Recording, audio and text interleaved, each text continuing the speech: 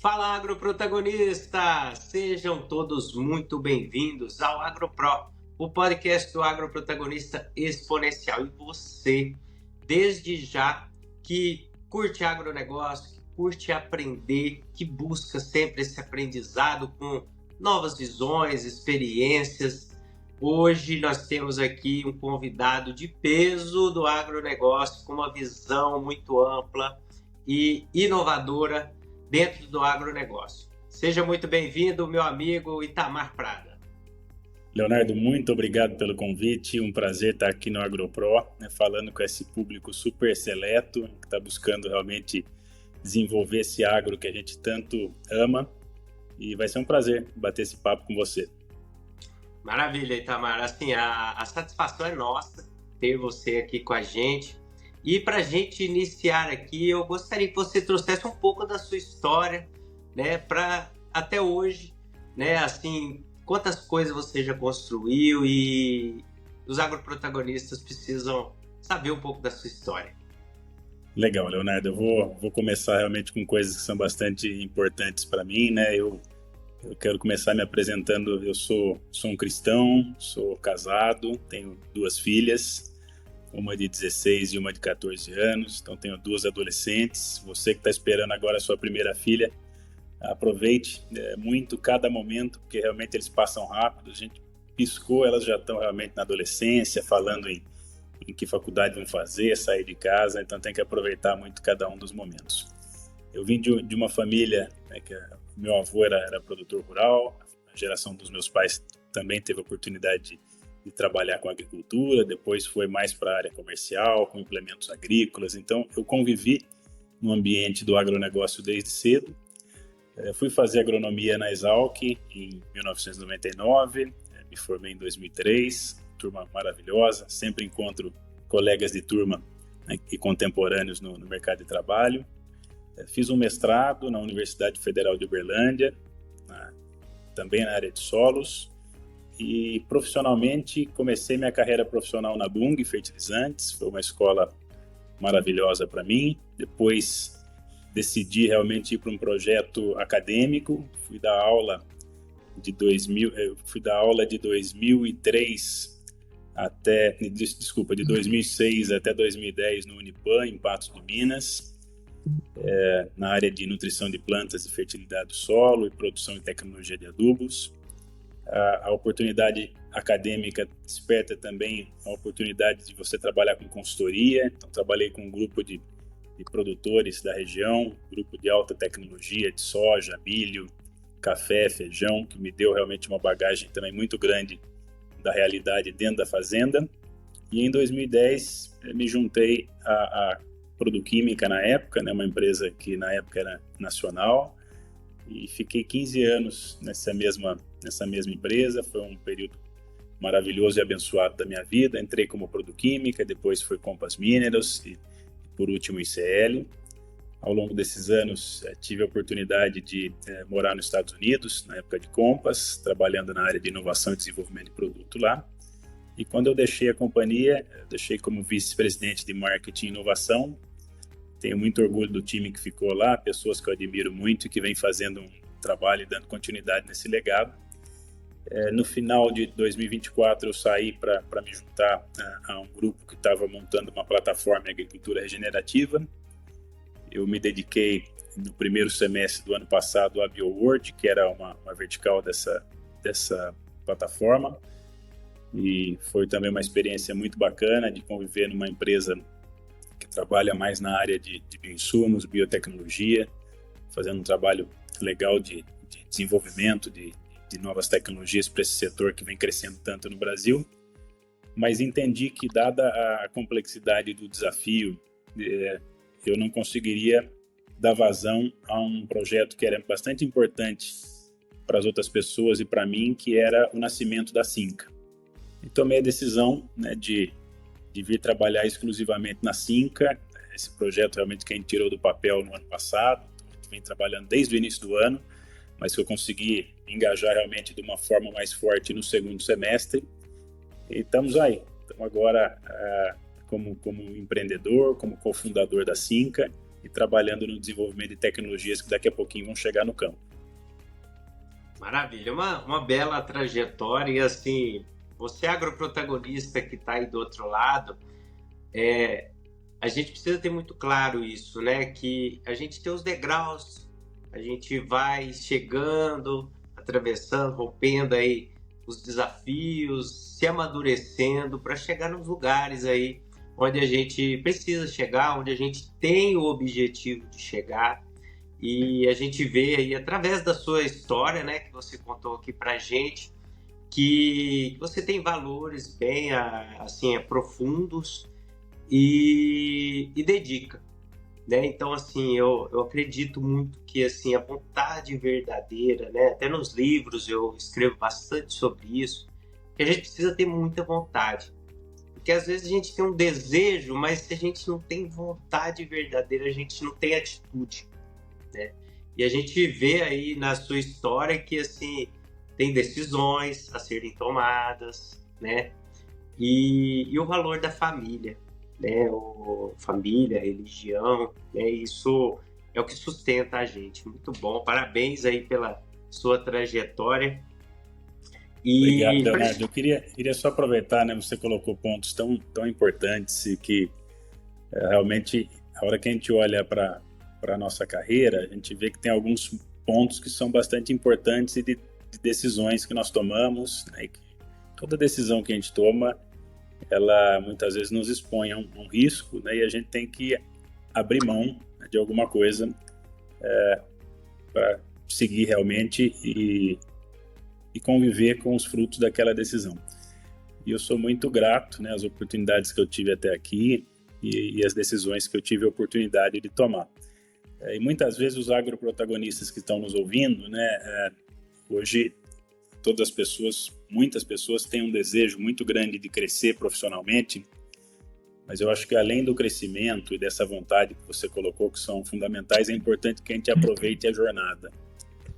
Realmente, se a gente ficar sempre olhando só para frente, olha, eu quero chegar em tal lugar, ou eu vejo aquele outro profissional e eu quero estar onde ele está, mas não curtir o dia a dia, as nossas entregas diárias, sentir realmente o sabor e celebrar as vitórias do dia a dia, aquela vitória de que muitas vezes a gente conseguiu fazer um produtor produzir mais e melhor, a gente conseguiu desenvolver uma pessoa que está na nossa equipe, essas coisas somadas muitas vezes têm um valor muito maior do que a linha de chegada, né? Realmente acho que é um pouco da mensagem que eu queria deixar também para os agroprotagonistas aí. Excelente. E essa temática que você trouxe, eu tomei consciência, isso foi lá por 2021, tomei consciência disso assim, mas bem claro mesmo.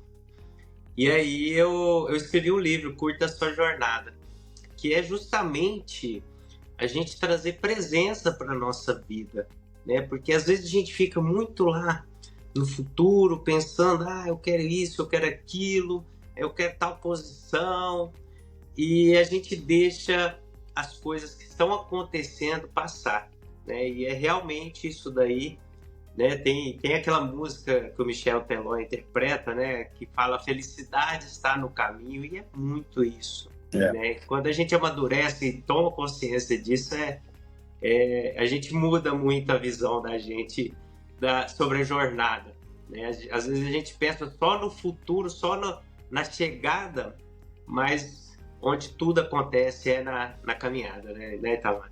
Com certeza. E você comentou de um dos seus livros, né? Eu acho super louvável quem tem essa disponibilidade realmente de contribuir e trabalhar realmente para impactar a vida de outras pessoas, e você tem feito isso com maestria. Isso realmente tem um sabor super especial, né? De realmente deixar aquilo que a bagagem que você adquiriu, que você no seu trabalho, no dia a dia, estudando, adquiriu, e você não deixá-la só para você, mas de ter essa abertura de compartilhar, isso é fantástico. Grato, fico feliz aí. E aí nós temos um ponto em comum, que assim eu não poderia deixar passar aqui. Você fez o mestrado na UFO, né? Eu também fiz o mestrado lá. E aí, às vezes a gente vê, né, assim, pessoas que vão para a área comercial e tudo mais, né? E deixa algumas oportunidades, né? E eu fiz mestrado, doutorado e fui para o mercado de trabalho, né? Não segui dando aula e tudo mais, mas o desejo mesmo era aprofundar em disciplinas que me chamavam atenção, que eu acreditava que eu precisava aprofundar tecnicamente ali para gerar valor no campo, né? Então, assim, para você, na época, né, tomar a decisão de fazer um mestrado e não ir para o mercado de trabalho, como que foi isso daí? Eu acho que isso aí é um ponto importante que muitas pessoas, né, que precisa ali tomar aquela decisão, precisa tomar essa decisão de uma forma assim bem, bem clara, porque assim, o mestrado são 2 anos de dedicação exclusiva ali à universidade, a muito trabalho, né, uma bolsa ali que, né, infortunadamente assim não supre muitas necessidades, mas que lá na frente tem um retorno, né? Então, assim, como que foi para vocês? É uma pergunta muito boa, Leonardo. Eu acho que tem vários caminhos para chegar realmente no mesmo objetivo, né? Eu não fiz o mestrado na sequência, eu acabei minha graduação, fui trabalhar na Bung na época, e depois realmente, como ali eu tive o interesse de ir para a área acadêmica e para começar a dar aula, daí que o mestrado surgiu. O mestrado sempre foi um sonho que eu tive, mas eu realmente não sabia em qual momento que eu ia encaixar esse desejo. E eu acabei fazendo alguns anos depois da minha graduação, e foi um momento muito importante na minha formação, e eu recomendo, logicamente cada um está seguindo um caminho, mas eu recomendo muito o mestrado, né, porque eu acho que não só pelo conhecimento específico que você adquire naquele momento, mas é um momento que você está sem a rodinha na bicicleta, né? Os professores do mestrado, eles não estão ali realmente só com a finalidade de te transmitir conhecimento, mas realmente te ajudar a buscar, a entender como buscar conhecimento. E em tempos hoje em que a gente tem informação disponível com uma velocidade impressionante, né, com inteligência artificial, a gente realmente tem um momento que a gente é desafiado a colocar um pouco mais de profundidade naquilo que a gente faz, é importante. Eu acredito que o mestrado e o doutorado, eles têm esse papel de colocar realmente em nós como profissionais esse ponto do senso crítico, da gente realmente saber desenhar, né, uma pesquisa que, independente se você vai ser pesquisador ou não, isso é essencial, né, entender realmente a importância de por que você vai usar um determinado delineamento, de que realmente a importância da estatística, da importância realmente de que os dados representem algo que depois possa ganhar escala com segurança. Tudo isso hoje nessa minha jornada que eu estou empreendedora faz uma diferença muito grande. A gente realmente ter tido a oportunidade de viver um pouco mais com essa profundidade. E hoje eu acho que isso é ainda mais essencial. Em tempos realmente de uma velocidade tão grande, a gente acaba ficando muito na superfície. Eu monto meu prompt, eu coloco ali para a inteligência artificial, eu assimilo aquela informação e eu passo para frente. Mas a gente realmente tem, em algum lugar, a gente ser desafiado a aprofundar, vai fazer muita diferença na vida dos profissionais que estão pela frente. E às vezes o profissional pensa, mas 2 anos é muita coisa. A gente se forma geralmente com 22, 23, 24 anos e vai trabalhar por quantos anos? Vai trabalhar por 50 anos, vai trabalhar por 40, vai ter uma jornada longa. O que é 2 anos nessa corrida, né? Então eu acho que não é para todo mundo, cada um está seguindo o seu caminho, mas eu que passei por isso, eu recomendo que as pessoas realmente dêem essa oportunidade para si mesmo. Se não for através do mestrado, busque uma forma de realmente ganhar profundidade no conhecimento, profundidade realmente em buscas, e não perca nunca a vontade de aprender coisas novas todos os dias. Acho que esse realmente é uma das coisas mais importantes para a nossa geração de profissionais. Com certeza. E sabe assim, eu gosto sempre de pensar um pouco fora do normal, sabe? Essa profundidade técnica, rigor metodológico, a gente aprende a pensar de uma forma mais metodológica, né? Mais metódica, Mas sabe o que o mestrado e o doutorado me ofereceram, que hoje, assim, me auxiliam tanto aí como liderança, como gestor? Eu fiquei 6 anos, né? Então, 2 anos do mestrado, 4 anos do doutorado na sequência. E eu convivi com muitas gerações diferentes ali, sabe? Que vieram depois de mim e tudo mais, e orientando ali numa iniciação científica, depois no doutorado ali como orientador de mestrado. E assim, o tanto que eu aprendi, né, essa gestão de pessoas, como inspirar, como ensinar. E hoje eu vejo que isso é um grande diferencial para mim, sabe? Para lidar com pessoas diferentes, com essa diversidade que a gente tem no mercado de trabalho hoje, né? Eu não esqueço, quando eu estava no doutorado, eu fui orientador de uma iniciação científica e assim o aluno da graduação não tinha ideia de como que ele ia escrever, né? Escrever ali o projeto e depois ali ia ser o TCC dele, artigo. E aí eu levei ele lá para minha casa e falei assim, vou te ensinar do zero aqui. Sentei e assim, em nenhum momento ele falou, não quero. Ele falava, eu tenho dificuldade, eu não sei, isso é difícil. Mas ele não falou, não quero. Então aí ele tinha essa abertura e aí eu fui entendendo o jeito de ensinar ele. Sabe, e hoje eu vejo que isso aí para a liderança, né? Você que está aí como CEO, fundador, né? Isso faz uma diferença muito grande, não é verdade? Para lidar com essa diversidade de gerações, de modos de pensamento, enfim. E esse é um grande desafio hoje. Você enxerga dessa forma também?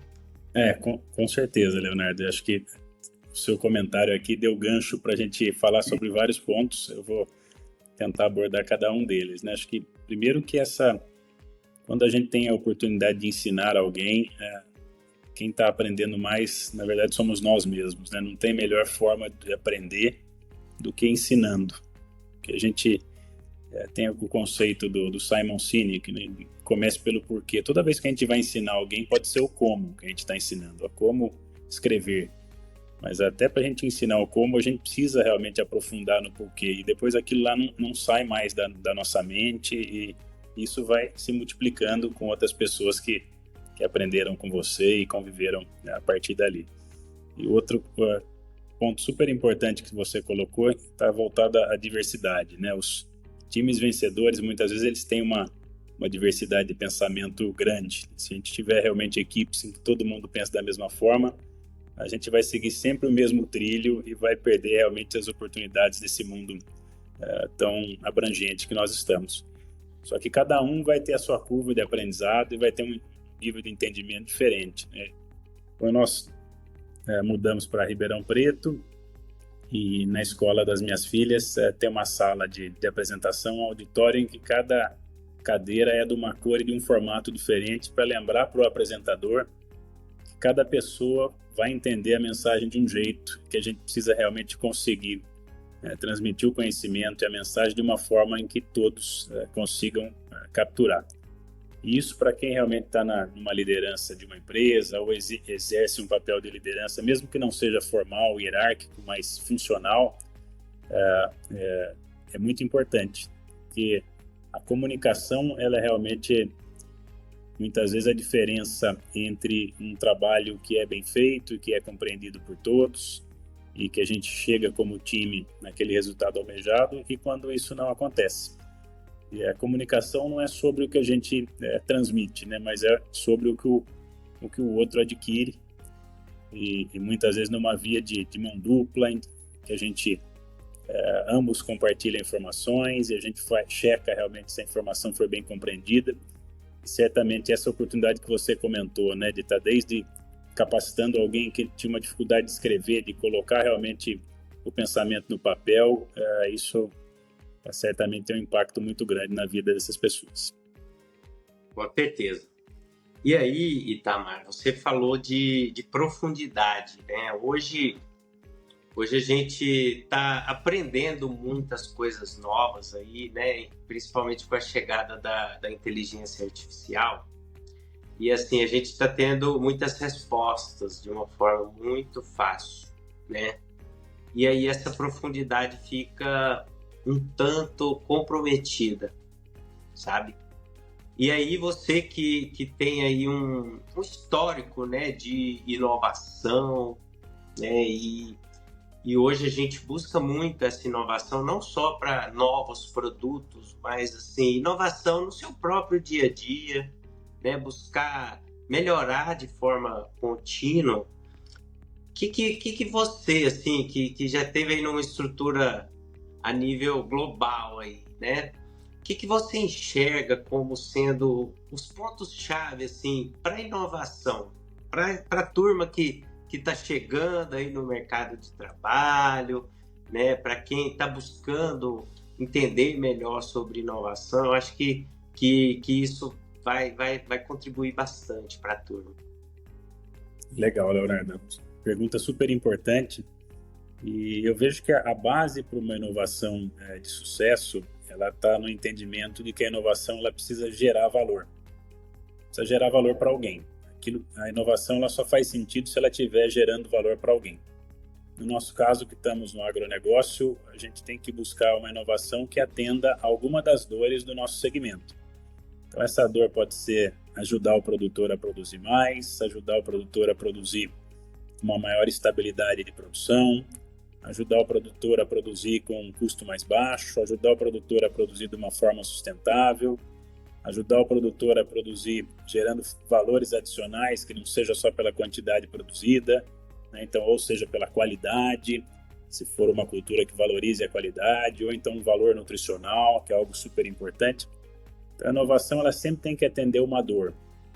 E realmente isso é algo bastante importante. Então, comece realmente olhando para a dor e buscando como que você pode ser eficiente com aquilo que você tem, né, de disponibilidade de recurso. E aí o recurso pode ser um recurso de conhecimento, de know-how, financeiro, logístico, para atender aquela dor do produtor, né, e da comunidade, da sociedade, tornando a vida mais prática e gerando valor para alguém.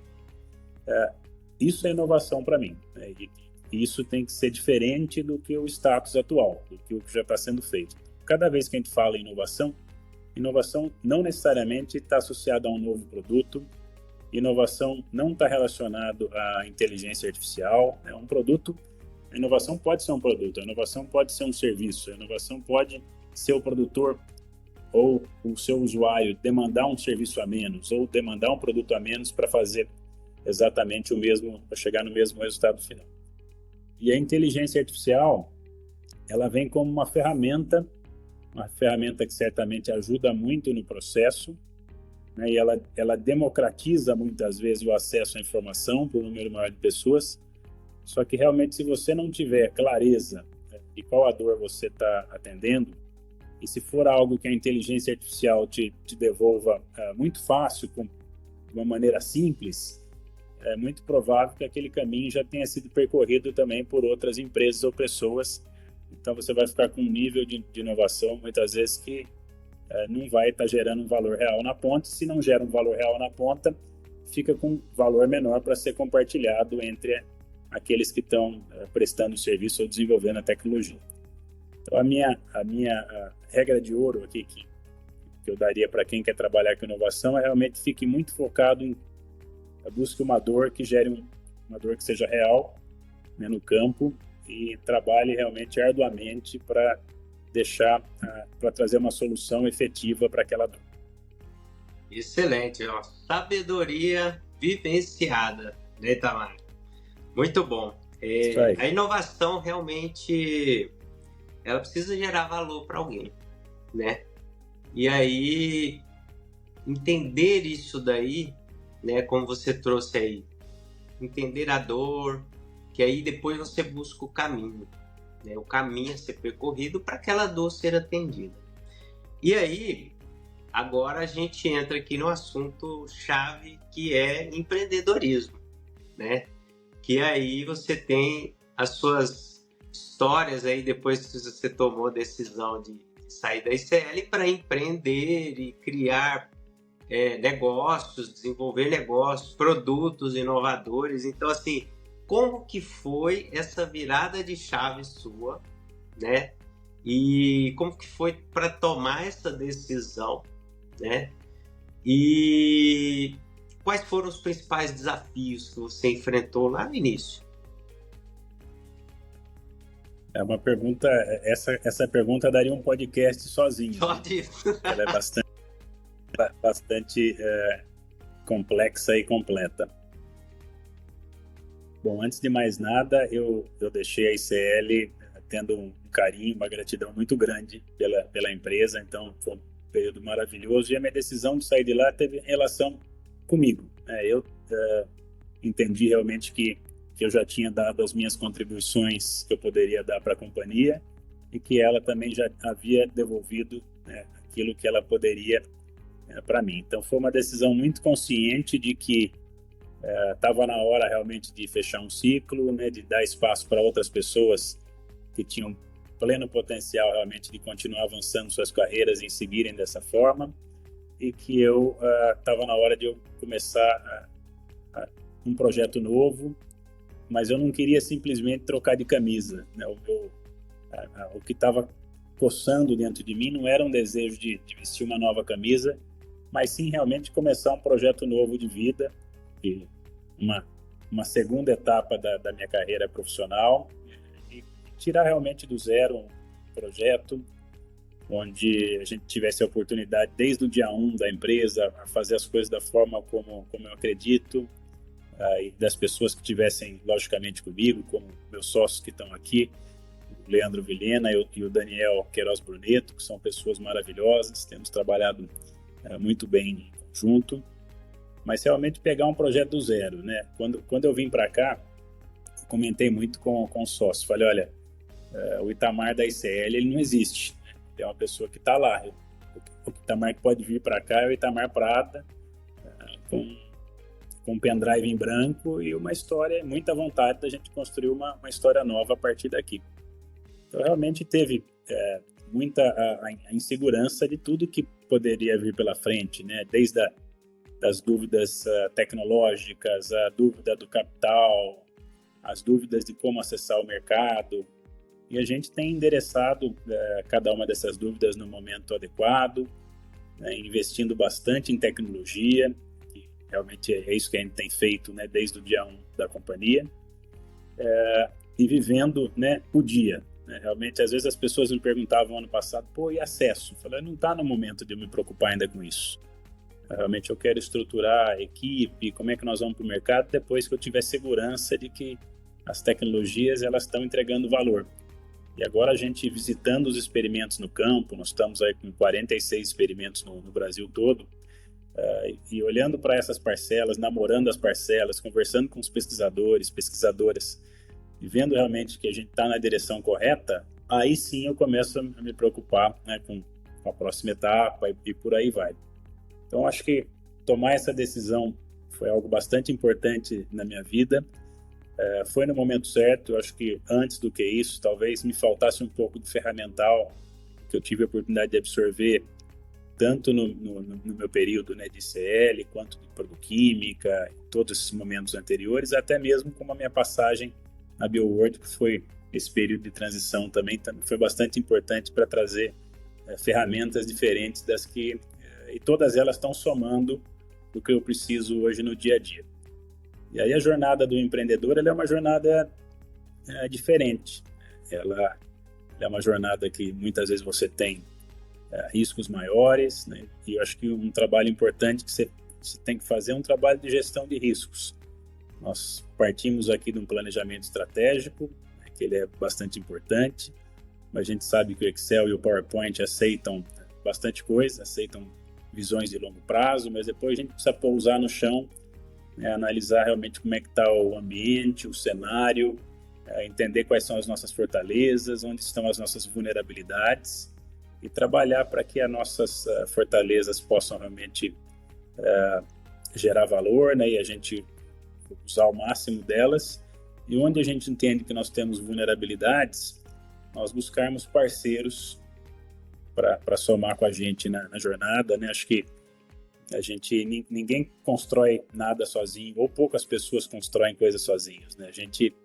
A vida do empreendedor, ela é uma vida também de você ter abertura para fazer coisas em conjunto com os outros.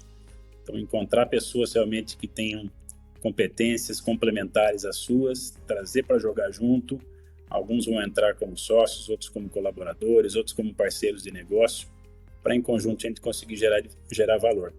Ainda tem muita coisa para acontecer, mas eu estou muito contente com tudo aquilo que a gente fez, né, nesse basicamente um ano desde da fundação da Cinca. Muito contente com o que a gente já conquistou até aqui, mas sabendo que a gente ainda tem muita coisa para fazer nos próximos anos, e animado, né, para realmente acordar cedo todos os dias e levar esse projeto para frente, e que seja um projeto que o mais importante é que ele realmente gere valor para as pessoas, gere valor para quem está se alimentando dos produtos dos nossos clientes, gere valor real para os clientes que confiarem na gente, né, para que a gente não esteja aqui só para um jogo de rouba-monte, um jogo de soma zero, em que a presença da Cinca seja que o valor que a gente gere, a gente precisa tirar de alguém, mas que a gente realmente consiga gerar um valor e aí participar desse valor que foi gerado na cadeia. Maravilha, eu desejo aí verdadeiramente sucesso, prosperidade para esse projeto de vocês. E aproveitando esse gancho, né, a gente está vivendo aí, está cruzando aí um momento complexo do agro, né? E assim, a gente que está nos grupos, a gente vê as discussões, a gente vê sempre a preocupação, óbvio, né? Você falou de gestão de risco e tudo mais, mas eu vejo que as pessoas aprofundam muito, né, no problema assim, e não aprofundando no sentido de buscar uma saída, mas só conversando em cima daquilo ali. Eu, particularmente, sou uma pessoa que eu busco enxergar o outro lado, enxergar e buscar oportunidades, né? Então, assim, eu gostaria que, assim, você deixasse um conselho, né? Conselho a gente não dá, né? Assim, mas, assim, deixasse uma mensagem para as pessoas, né? Para os agroprotagonistas, em relação não só à situação do agro, mas, assim, a pensar de uma forma diferente aí, né? A forma que você acredita de construção do futuro, né? Eu falo bastante sobre cocriação, né? Então, assim, essa criação do futuro, né? O quanto é importante, e a sua mensagem aí para os agroprotagonistas. Essa é uma mensagem importante para a gente compartilhar realmente com a comunidade do agro. E eu espero que o que eu esteja falando aqui esteja alinhado com as mensagens de pessoas realmente que têm uma visão mais profunda do nosso negócio também tem passado. Nós vivemos momentos mais complexos, isso é fato, né? Tem a complexidade das questões geopolíticas, o clima não fica menos desafiador de um ano para o outro, né? Os desafios bióticos, né, também não ficam menos desafiadores de um ano para o outro. Porém, a agricultura é uma atividade de muito e muito tempo, né? Ela está aqui realmente já há muitos anos. O modelo de agricultura que nós vivemos hoje, ele é um modelo de agricultura ainda muito fruto da Revolução Verde. Foi realmente um divisor de águas ali e algo fundamental para que a população mundial, que já bateu aí os 8 bilhões de pessoas, consiga se alimentar, né? Que a gente consiga produzir alimento, fibras e energia para essa população crescente. Então, a Revolução Verde foi fundamental. A gente foi gerando cada vez mais tecnologias, disponibilizando essa tecnologia para o produtor, aumentando a produtividade, aumentando a produção e, a partir daí, conseguindo alimentar um mundo, né, sem ter uma inflação descontrolada dos alimentos. Acho que foi um modelo realmente muito importante. Agora, eu entendo que a gente precisa pensar de uma maneira um pouco diferente daqui para frente. Não é esperado que a gente vá continuar tendo o mesmo crescimento populacional daqui para frente do que a gente teve até então. Então, eu acredito que a gente tem um modelo de geração de valor no agronegócio que esteja só baseado em produtividade. Ele é um modelo que ele vai olhar para um pilar importante, mas não é o único. E a sociedade tem nos apontado caminhos, né, do que ela espera do agronegócio. Ela tem nos apontado um caminho de que sustentabilidade tem valor para ela, tem nos apontado o caminho de que qualidade de vida é algo importante, saúde é algo importante, a gente tem uma população mundial realmente ganhando em qualidade de vida, cada vez preocupada, né, mais preocupada com a saúde. Basta a gente ver quantas academias, né, aumentaram nas cidades como um todo, a gente vê as mudanças nos padrões de alimentação, a gente vê o que tem acontecido realmente com o consumo de bebida alcoólica, a gente vê realmente que existe uma preocupação com qualidade da saúde, e a saúde ela é altamente influenciada pelo que a gente se alimenta. Então, eu acredito que como agro, a gente deve pensar que a gente não é só parte da indústria do alimento, que já seria muito nobre, mas que nós também somos parte da indústria da saúde. E aí realmente tem valores adicionais para entrar dentro dessa conta. Então, se a sociedade está pedindo, é porque realmente tem espaço para a gente gerar esse valor. Então, cada vez mais eu acho que a agenda de sustentabilidade, de produção de qualidade, de densidade nutricional, devam estar realmente na pasta para quem está buscando geração de valor. E aí os momentos que a gente vive como esse ano, como foi 2025, o agro é cíclico, a gente vai passar por ele, muitas vezes por uma acomodação aí de oferta e demanda ou por outras questões geopolíticas, mas quando a gente olha o filme é maravilhoso. A gente vai continuar realmente tendo um agro crescente, só que eu acredito que não apenas com produtividade, a gente tem que buscar aliar produtividade com sustentabilidade e qualidade daquilo que a gente produz. Tamara, então assim, eu vou te agradecer mais uma vez a sua disponibilidade de tempo em fazer esse bate-papo com a gente, um bate-papo assim, bastante esclarecedor, né, inspirador e com conteúdo assim que a gente não encontra em qualquer lugar, né?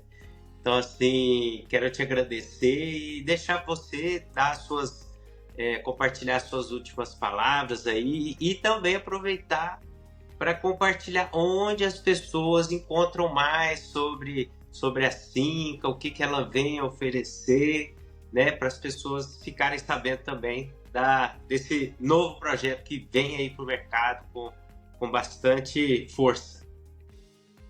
Legal, Leonardo. Obrigado pelo convite. Foi um prazer bater esse papo com você, né? O AgroPro, ele é um canal realmente bastante relevante, sempre leva conteúdo muito bacana para os agroprotagonistas e fico feliz de ter tido essa oportunidade de participar dessa nossa conversa.